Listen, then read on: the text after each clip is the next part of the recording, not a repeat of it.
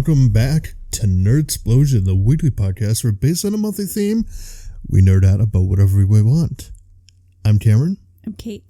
And welcome back to another crazy episode of True Crime Month. I see you guys really liked the last episode, so, there may be talk of me becoming like a full-time True Crime podcast, but honestly, like I told Kate earlier, the market is oversaturated, so... That's blasphemy. That's just... First of all. Well, and it's also just not my thing. Like, I don't want to do just True Crime. I kind of want to do everything, you know? But either way, you guys really seem to like the last episode, so, thank you for the support on that. More specifically, I want to shout out a couple of people on the YouTube. By the way, if you didn't know, these episodes also go up on YouTube, so you can play them in the background while you're doing whatever. But we got a couple comments on that last episode. First off, from a user by the name of One Solved Mystery, they added a lot more context to the JonBenet thing that we failed to mention in the last episode. Well, and that was interesting too, because you read me the comment earlier, and I was like, nowhere in my research was I able to find that. So that they must have dug deep. Which is cool. Which is cool to see that like other people are just as invested, if not more so. Yeah, not to read the whole comment, but basically they added the fact that not only was there, in addition to pineapple, there was other stuff found in JonBenet's system. The correct way to pronounce Linda Huffman Pugh instead of Puff, I think I called her. Yeah. The thing about the window well, grass outside the thing, and recommended that we look into the David Cooper confessions. So, One Solved Mystery, thank you for that. And also to shout out Adam Williams, who they think the Ramseys are innocent, but apparently were offended that I thought that they might be guilty and said to kick me off the podcast, which, news to you, I ain't going anywhere, bitch. Like it's his podcast, like I'm just a guest. But anyway, we got another story Kate has done another story for today. What do you got today, Caitlin? So I know that I said last week that JonBenet is my Roman Empire, and that is true. But I also have another Roman Empire, and this comes to you in the form of a missing persons case. A classic, as always. An unsolved missing persons case. A classic, as always. This one fucking baffles me. Like this case was probably like, I don't want to say my intro to true crime, because I think my intro to true crime is pretty cliche and is pretty much similar to who I would assume is everybody's intro to true crime, which would be the Ted Bundys and John Wayne Gacy's and your Jeffrey Dahmers. Yes, I couldn't think of his name. I was like, I can picture him. I can see those. There's literally a whole Netflix glasses. thing about it. How could you forget that name? Yeah, but so I first came across this case on an episode of Disappeared on Investigation Discovery, and I got most of my research. I know this case back inside and out. Like I consume any and all media forms on this case because it's so infuriatingly baffling. Like I just, so without further ado, that was anticlimactic. Crack into it. Well, before we crack into it, like always, new episodes of this podcast come out every Saturday, wherever you listen, Spotify, Apple Podcasts, YouTube, just anywhere that does things, just do all the stuff that does all the things. But let's get into this case. Shall we? So, does the name Bryce Laspisa mean anything to you? Not at all. Okay. This case... Bryceless pizza? That's not the kind of pizza I want. Laspisa. Laspisa. Well, thank you for killing my joke dead. King of the dad jokes over here. My joke was literally going... And then you were just my joke was like a U.S. Army thing, and you were the Japanese missile that just knocked you right out of the sky. So before we begin, because I always want to I don't ever want to be accused of I don't know the word I'm looking for. Basically, I'm getting all my information from a website called allthat'sinteresting.com.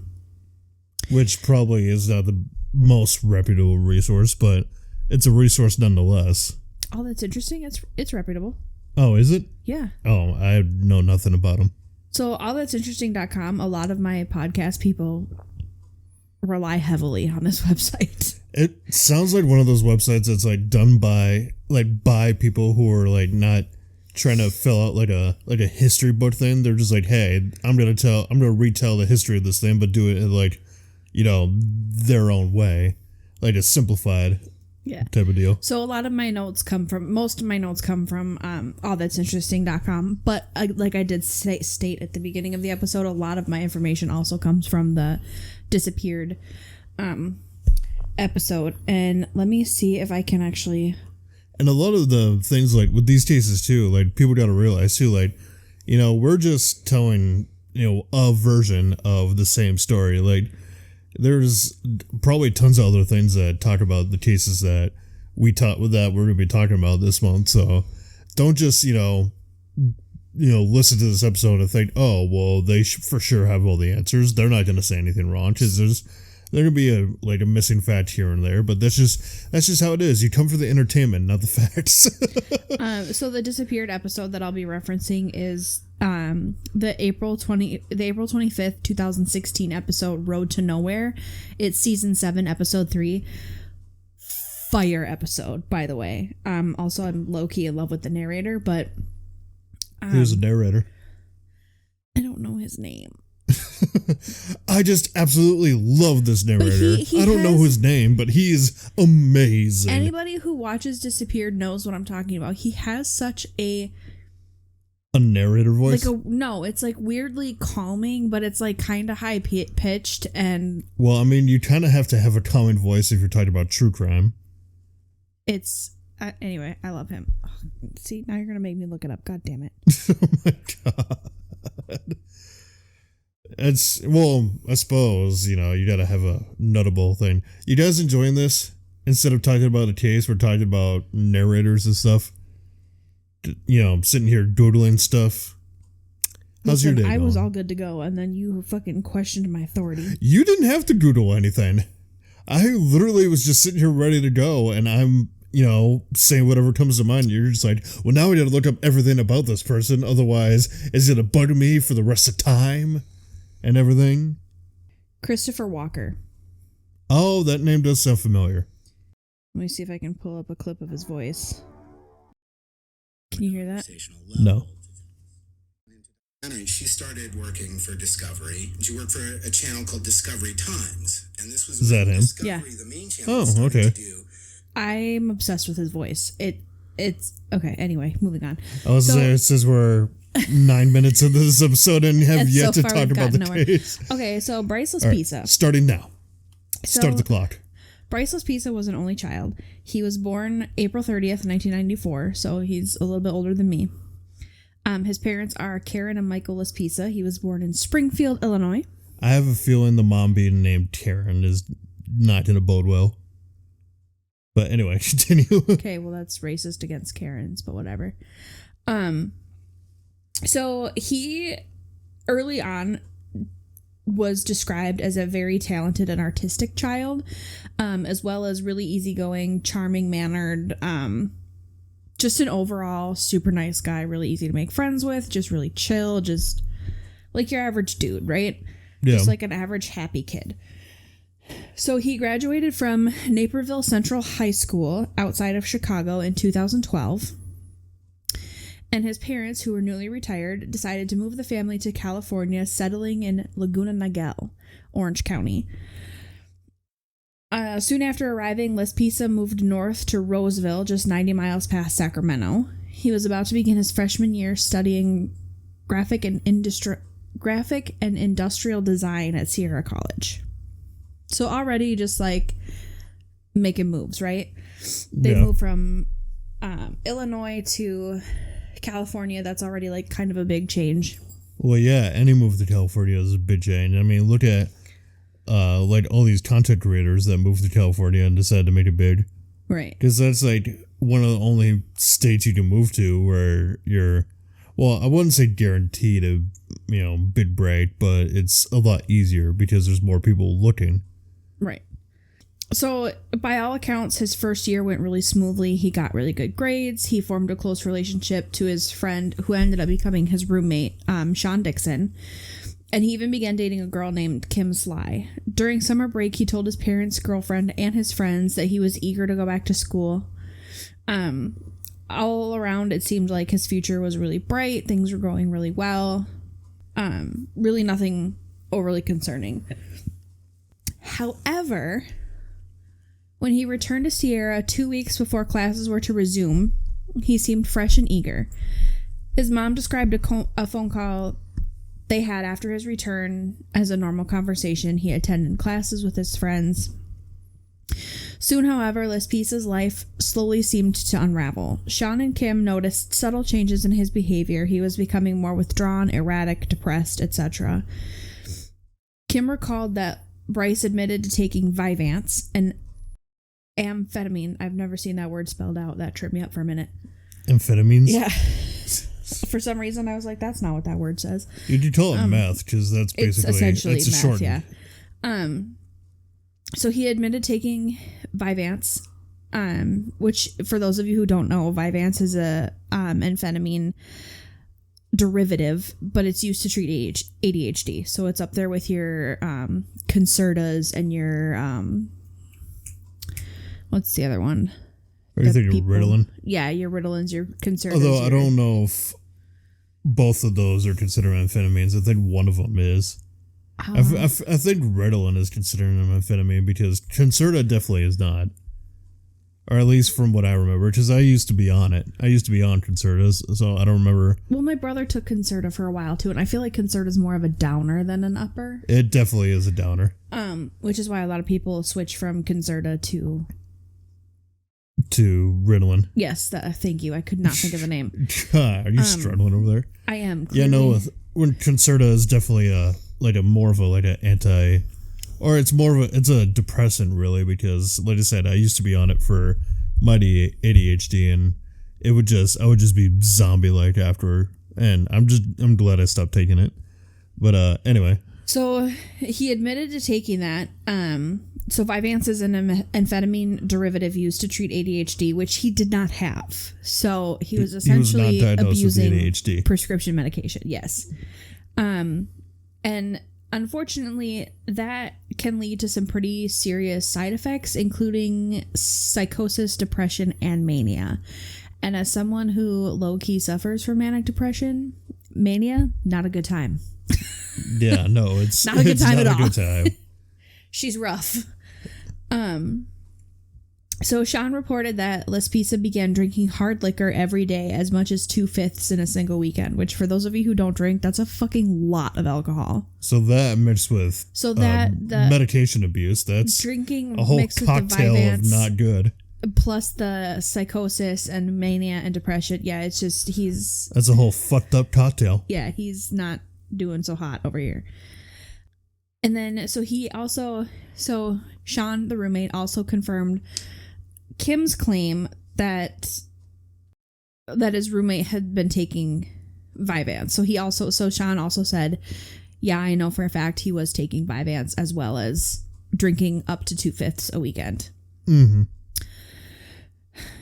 Bryce confessed to Kim that he would take the drug to stay up and play video games, and although she was alarmed, he seemed dismissive. Something seemed to have gone terribly wrong with him, but nobody was quite sure what had happened. So, we are in his second year of college. His second year of college. Things aren't going well for Bryce. There's something... Drug and alcohol abuse. Yeah, I would say things aren't going well. Yeah, but there's something, it's been, and I think it'll get to, I think I wrote it down here later too, but there's been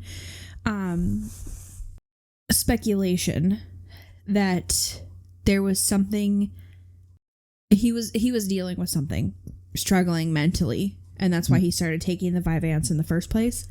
Yeah, because the thing with Vyvanse, because he said he was taking it to play video games or whatever.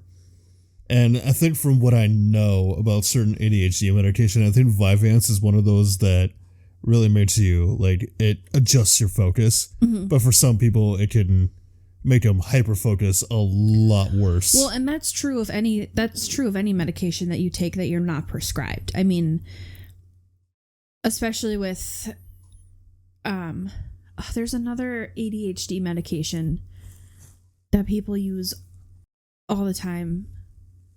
This is going to drive me nuts. Adderall, which is for sure an amphetamine. Adderall is basically speed, but I mean that any kind of medication that you're taking for a diagnosis that you do not have can cause some pretty severe side effects, and that's why all medications are on the bottle say take only as prescribed, because otherwise they'll fuck your shit up.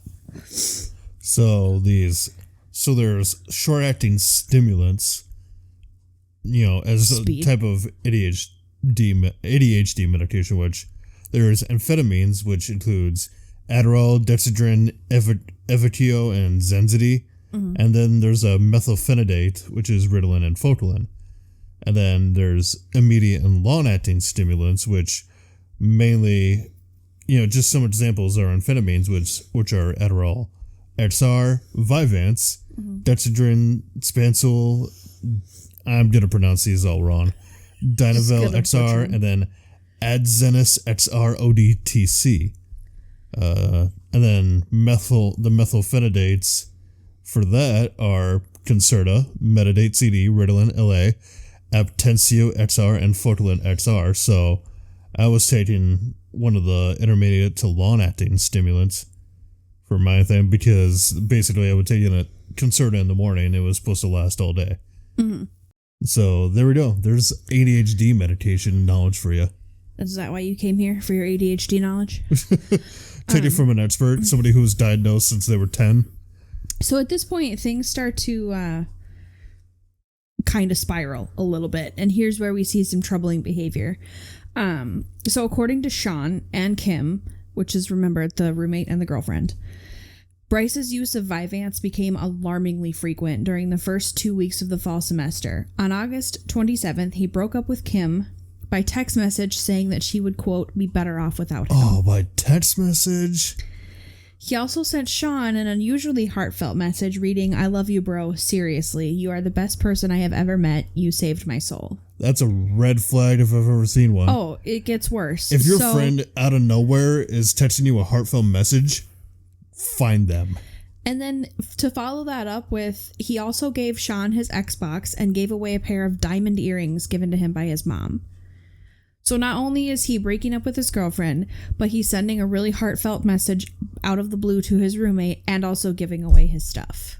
Things are looking a little sus. Yeah. So on the 28th of August, Sean eventually calls Karen Laspisa to tell her that he was worried about Bryce. He was basically like, I'm concerned, as normal people would Mrs. be. Hello, Mrs. Laspisa? Something ain't right.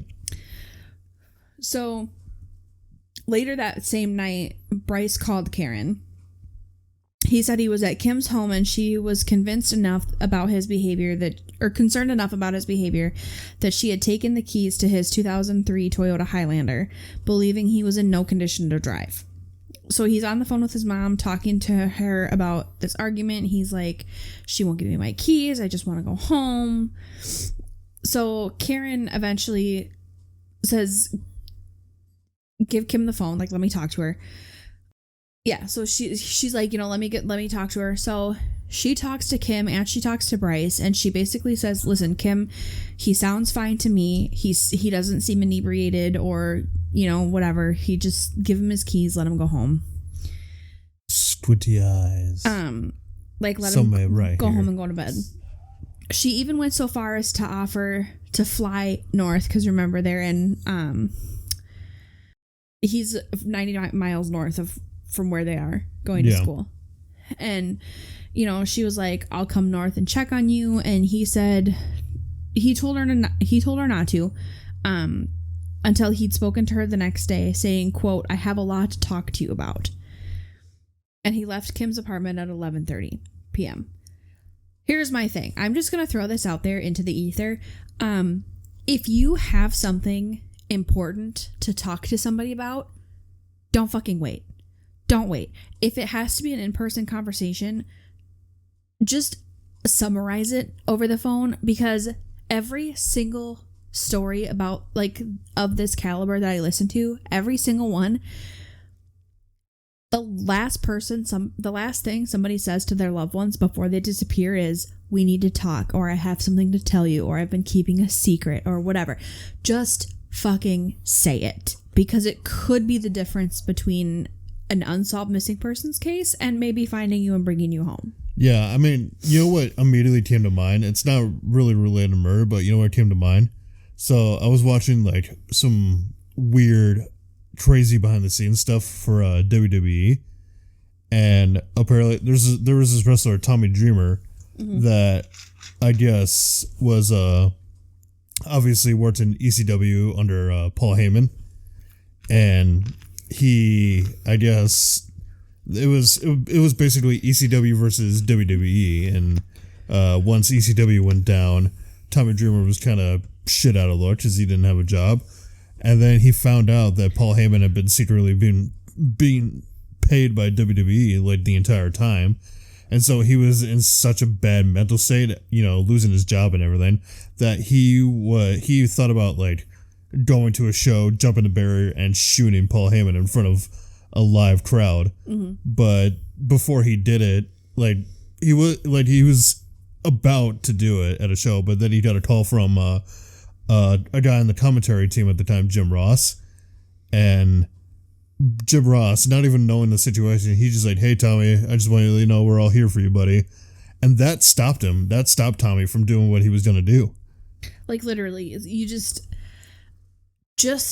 like say it. If JR did not call Tommy Dreamer that night, Paul Heyman would probably be dead now. We would not have the We would not have the special counsel to the tribal chief. Yeah, I was gonna say, what is his official title? Yeah, he's special counsel to the tribal chief. The wise man. Also, side note, fuck Paul Heyman for real. But anyway, we should do a WWE month one of these, and I should just let you give your opinions on random wrestlers. I'm sick of his stupid beady little eyes and his fucking cherub face. I'm tired of him. I'm tired of Roman Reigns too. Somebody needs to knock his ass out. Anyway, back to the story. So right now we're on the night of August 28th. Yeah, so to recap, basically, he's been abusing drugs and alcohol. He broke up with his girlfriend, sent a heartfelt message to his friend. Gave away some of his stuff, called his mom and said, I have something I need to tell you. And his mom was like, you know, let me tell the Kim, and then the mom was like, he's fine or whatever. And then he left at 11:30, right? Yeah. So now we're at 1 a.m. Bryce has called his mom again. And she assumes the call is coming from his apartment. She assumes that he made it home and he's just calling to check in. Well, come to find out later, his phone records would show that he called from a location about an hour's drive south of Rockland. Then at 11 a.m., so this is 11 a.m., August 28th, she and her husband were notified that Laspisa had used their insurance roadside assistance service. A man named Christian, just chef's kiss. This man went fucking above and beyond, and I also think about Christian at least twice a week. Yeah. So he's the owner of a Castro Tire and Gas in the really small town of Buttonwillow. I don't know if it's really a small town. It just sounds like a small town name. It sounds like one of those California. Ones that's maybe like 400 or less. And I believe in the Disappeared documentary, they also said that Buttonwillow is like a small kind of... Yeah, not like... small town USA kind of vibe. Small, but like small enough. So Christian has reported that he delivered 3 gallons of gasoline to Bryce after he ran out of fuel around 9 a.m. Christian offered to return to the spot where he last saw Bryce. So Karen is on the phone with Christian, and they kind of gloss over how they got in contact. But they do get in contact. And Christian says, listen, I can drive down to where I left him Yeah. See what's up, and I'll call you back. So he fucking does. Yeah. He drives out there, finds Bryce still sitting in that same spot. So it is now 3 hours later. Bryce has not moved. He's still on the side of the road where Christian put 3 gallons of gas in his car. Yeah. So Christian knocks on the window and says, "Hey man, call your mom. Your parents are worried. Like, what's going on?" So Bryce gets back on the phone with his mom. His mom talks to him. He agrees to make the 3-hour drive home. And Christian says, "I will follow him until he gets off on the freeway just to make sure that he is, on his way." Mm-hmm. And he fucking does. Like I said, Christian this man did not have to do any of this. And he was like, "No, I'm going to make sure that he gets on the highway." Christian could obviously sense that something wasn't right. So he's like, I better just, do what I can to make sure. Yeah, because they even said in the Disappear documentary that Christian was like, he seemed fine. I mean, he seemed a little distracted and a little hesitant to go home, but he wasn't inebriated. He didn't seem like he was on anything. Do you mean Bryce or Christian? Christian was saying this about Bryce. Oh, okay. Yeah, he was like, he seemed fine. I mean, he was like, it was nothing cause for concern. Ooh, excuse me. So he's like, it wasn't anything. It wasn't concerning behavior, but he was like, it was a little odd that he had not moved in 3 hours. Yeah. Which, yeah, that's fucking weird. Like, what are you doing? Yeah, especially if on the side of the road, basically in the middle of nowhere. So this should be a 3-hour drive home, by the way, from where he is now to where he was to his parents. Yeah, to his parents' house should be 3 hours. So hours go by. 3 hours pass, then 4 hours, then 5, nothing. So they still haven't heard from Bryce. So they reluctantly file a missing persons report with the Orange County Sheriff's Department. Tracking his phone, 2 officers were able to locate him just a few miles from where Christian had seen him. So he didn't make it far from... No. So he just went like a couple miles down the road. The officers reported that he seemed lucid and friendly and showing no signs of intoxication, nor were any drugs or alcohol found in his vehicle. So he is just straight up chilling on the side of the road. So, yeah, he's just sitting there. So the police had told him that his parents were worried and when he seemed hesitant to call them, finally the police dialed for him. So Karen told him to come home. And so she called Christian. This is the point where she calls Christian to check on him. And this is where they're both super relieved because at this point, Christian calls to confirm that their son had gotten back onto the highway headed south. So he's like, "Yep, I followed him. I watched him get off on the highway. He's on I-5. Should be back home in a couple hours." See, at that point, after, all that, I would just be like, I better just follow him all the way home. Well, yeah, but he had a store to run. I mean, he could just, shut it down and follow this random stranger home. I mean, I'm sure customers would understand. I mean, Christian did more than any human is required ever. Like, this man is a saint. Well, yeah, obviously. So here's where we get into the disappearance. Because this spun me when I heard this case the first time. Because I was like, wait, what? Okay, so at 2 a.m. August 30th, so we're now 2 days. It's August 30th. Bryce called his mom one last time to tell her that he was too tired to drive and he was going to pull off to the side of the road and sleep, which is a decision she agreed with because driving tired is just as dangerous, if not more so, than driving drunk. Yeah, like don't do it. He made a good call. I can't stress that enough. Don't. Just don't. Bryce made a good call being like, "Hey mom, I'm too tired to drive the rest of the way tonight. I'm going to pull over, get a couple hours of sleep, and then I'll get back on." So she was like, "Yep, sounds good." So at this point, and I forgot to write this down in my notes, but at this point, Karen went full mom mode. She was like, "Call me every half hour. I want to know where you are. I want to know you're making progress." So they have been in contact back and forth at this point.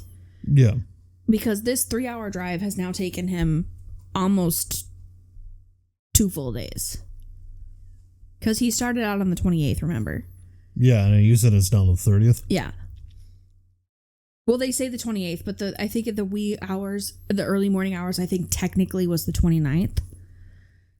So it's like basically almost midnight, the 28th, but most of so it it's like started early morning. At 11:30 at night, the 28th, and then when he called his mom at 1:30, it was the 29th.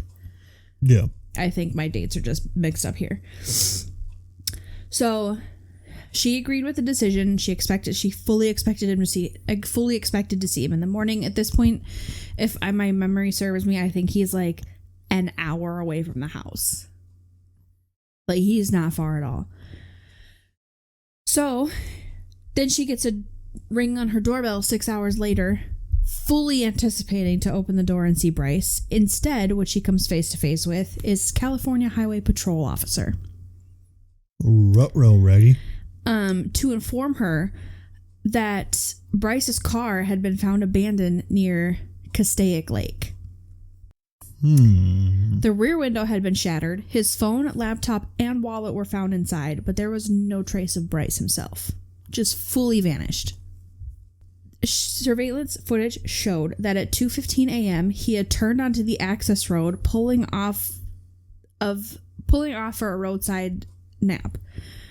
Divers dredged Castaic Lake but found no trace of him. Police dogs tracked his scent across the bridge to a nearby truck stop where the trail went cold. So he fully disappeared. He just straight up vanished. And I didn't put this in my notes because, like I said, I know this case very well. I consume any and all media about it, but the police did say it looked like his car had been in a wreck, but nothing serious. There was no blood found. There was no, from what they saw, it looked like he straight up just walked away, just left his keys and dipped. Yeah, that's definitely what it looks like. Just, full everything. Just left in the car and just was gone. So then we cut to September 4th, 2013. Charred remains are found near Castaic Lake, but were not found to be Bryce's. 4 years later, a skull was found off of Tamplin Highway and likewise was ruled out. Similar reports over the years have also left investigators empty-handed. Without a body, detectives were unable to close the case. A number of theories were proposed to explain Laspisa's disappearance. The fact that he'd left his phone and wallet could indicate that he intended to abandon his old life for a new one under an assumed identity or off the grid. It is possible that his drug and alcohol use provoked a psychotic break, or withdrawal from Vyvanse caused sudden and severe depression, which is also one of the major side effects, which is why when people switch from Vyvanse to a different medication, they are lower, they're weaned off. So you go from the dose you're taking to a dose lower, to a dose lower, to a dose lower, and so on. Because it's real dangerous to just stop taking that shit, as is with most medications. Yeah. It's also possible that he did die on or around the night of August 30th, and his remains have yet to be found. Whatever the truth, his disappearance was a tragedy for those close to him. I'll never give up hope, but it is really difficult, his mother told reporters.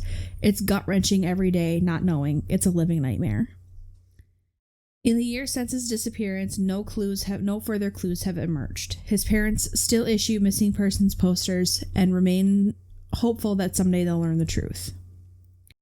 There's a couple comments here that I copied and pasted because I thought they were super interesting. Oh, yeah? So, Potty Princess says, "What I am most confused about is that the parents did not get in the car and drive to this kid knowing that something was wrong." That is a good point, too. That's something why, immediately. I was like, you have his location, you know where he is, get in the fucking car and drive. Not that I'm blaming the parents, don't get me wrong. Yeah. I am not blaming anybody here. But, if it were me personally, as soon as stuff started going south, I'd just be like, all right, I better actually go make sure that, if I better see this with my own eyes just to make sure everything's okay. Or at least one of you go and one of you stay home. Right. Somebody guard the home and And I think in the disappeared episode, it was either the disappeared episode or it was another episode of one of those unsolved mysteries or something that I watched, where Karen pretty much says as much. She was like, my biggest regret is not getting in the car and going to him. And it's like, well, yeah, but at the same time, you're like, okay, I'm talking to him. He seems fine. I know where he is. He says he's coming home. Yeah. You know what I mean? Like, yeah. What reason did she have at that point to believe that she would never see him again? Well, yeah. I mean, I did that. And then this other comment from JN_Bruner says, Rockland, where Sierra College is right near Sacramento. Chico is 90 minutes away from Rockland. This makes no sense. I would love to see your sources or a correction as to how someone attending school in person in Rockland, living there with a roommate, is also somehow living an hour and a half away. Because I was like, well, there is that. And there is that. But I think, from what I remember reading, I think that comment, because there's a lot of traveling in here, right? Like he goes from Rockland to Buttonwillow, and he's on his way back to Laguna Niguel. So, because Laguna Niguel is where his parents are. So I think it was just misinterpretation, maybe.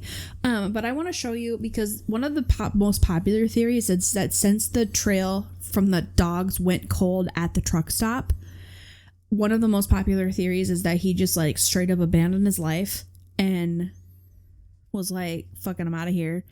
Hopped into a truck and just took off. Bryce Laspisa is not somebody who can live, quote, under the radar. And I'll show you why.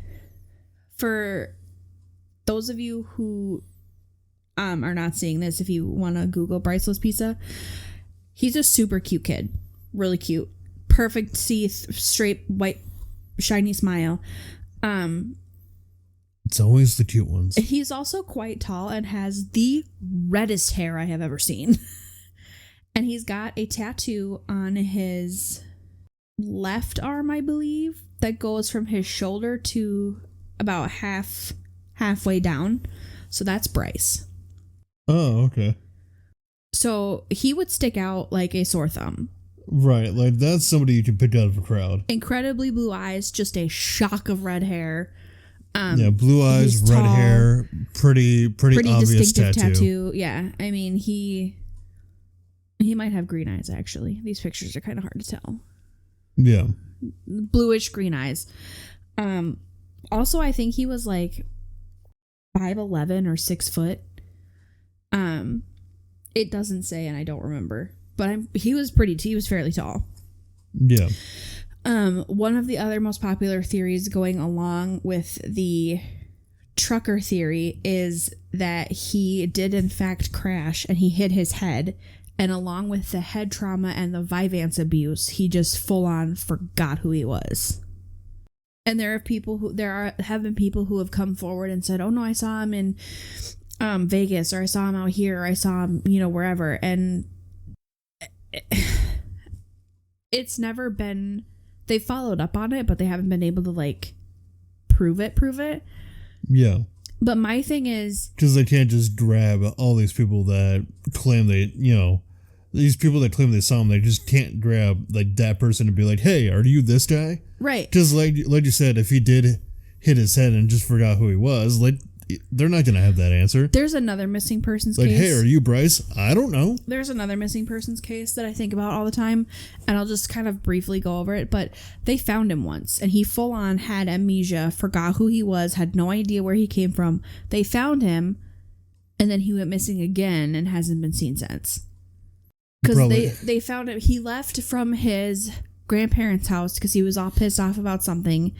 Left from his grandparents' house.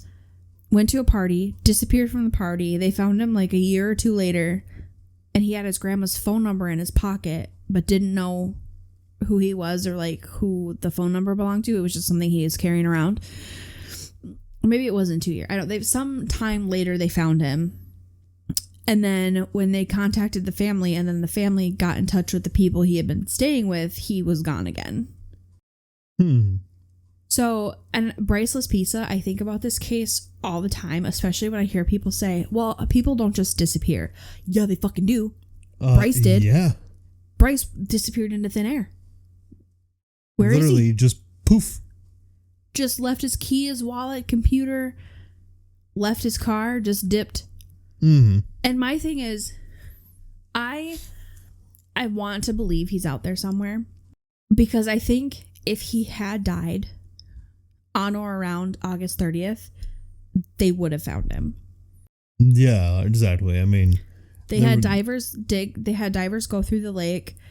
They have ruled out 2 different sets of remains. Like, if he had died where they found his car or around that area, they would have found him. Yeah, I do want to believe, because like you said, they use the dogs to track, try to scent, and it went cold at the truck stop. So I definitely want to believe he may have just wanted to start a new life and just got in a truck and left. Here's the thing. Because, like I said, if it stopped cold at a truck stop, and then it's obvious that from that point on, something happened where he disappeared. There's also speculation, and it's unfounded, but just for the sake of theories, I'll throw it out there, because I did see it in a couple different. It was in the disappeared episode, and then it was in a wiki article that I read. Yeah, and it was also in another article I read from the ID website on the case. It was speculated that the things he wanted to talk to his mom about was his sexual orientation. Yeah. Whether he was gay or bi, they're not sure. The roommate at one point had said that he thought that maybe that was the case. They also said that maybe the thing he wanted to talk to his parents about was that he wasn't actually doing well in school, or he didn't want to continue school, or something to that, or something had happened at school that he wanted to talk, that he was running away from. Yeah. I don't know. From what I've seen and from what I've read, I don't think that it was the sexual orientation situation. I mean, he was an only child, but he and his parents were super, super close and very open about most things. Yeah. If I were to venture a guess, and this is purely speculation, it makes more sense to me that the thing he wanted to talk to his parents about was the drug and alcohol abuse. Yeah, that makes a lot more sense. Obviously that's pure speculation, and the only person who really knows what was going on is Bryce, and we can't ask him. Right.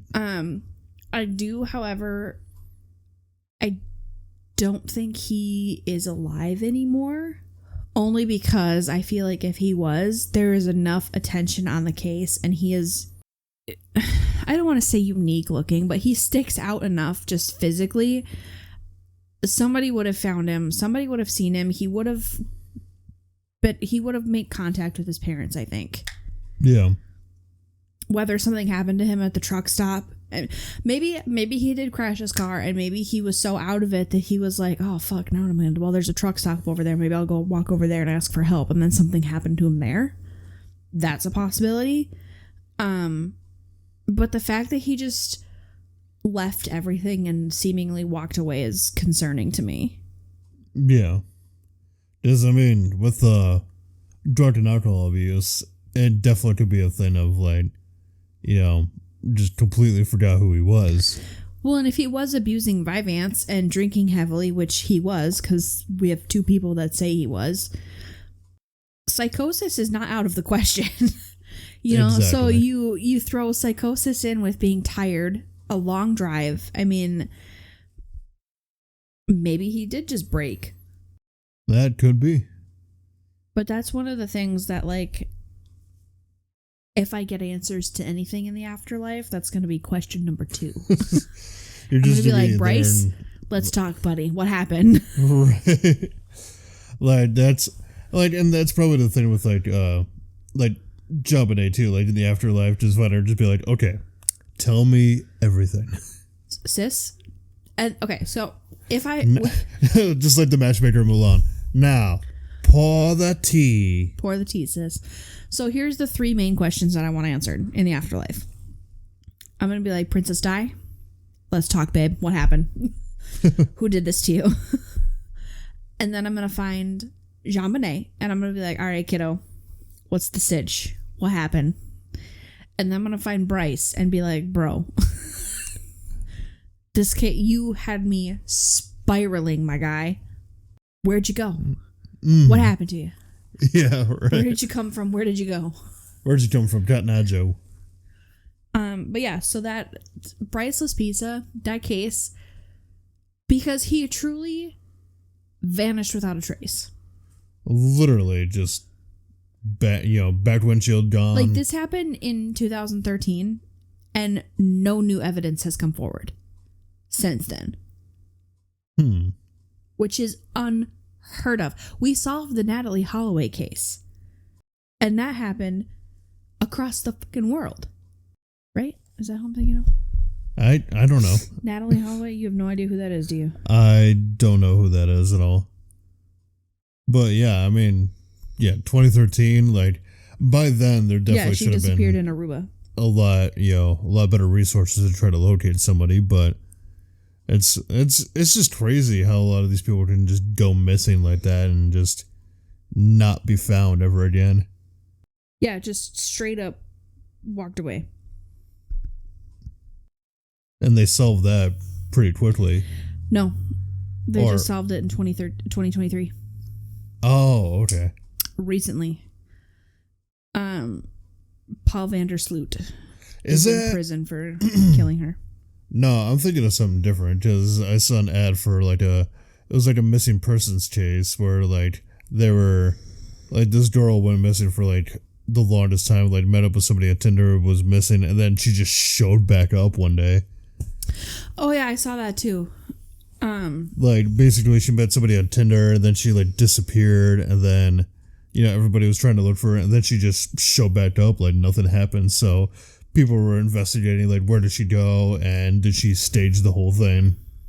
Yeah, no, I don't know. This case, like, I need to know where he went. I need to know what happened. I have a love-hate relationship with unsolved mysteries and disappearances and stuff like that, because like, as a crime junkie, I need an answer. I need to know what happened. I need justice for the victim. I need the perpetrator behind bars. It's just not having an answer. First of all, it has to be so, like Karen said, it's gut-wrenching. So if you want Caitlin to be your next head detective for your next crime case, call 1-800-CUFF that bitch. Cuff that bitch. That is 1-800-CUFF that bitch. No, but like, think about it. Like, because there's a lot of cases that I listen to or that I know of that, like, the parents, especially missing persons, the parents are like, it's worse almost because we don't know. You don't have that answer.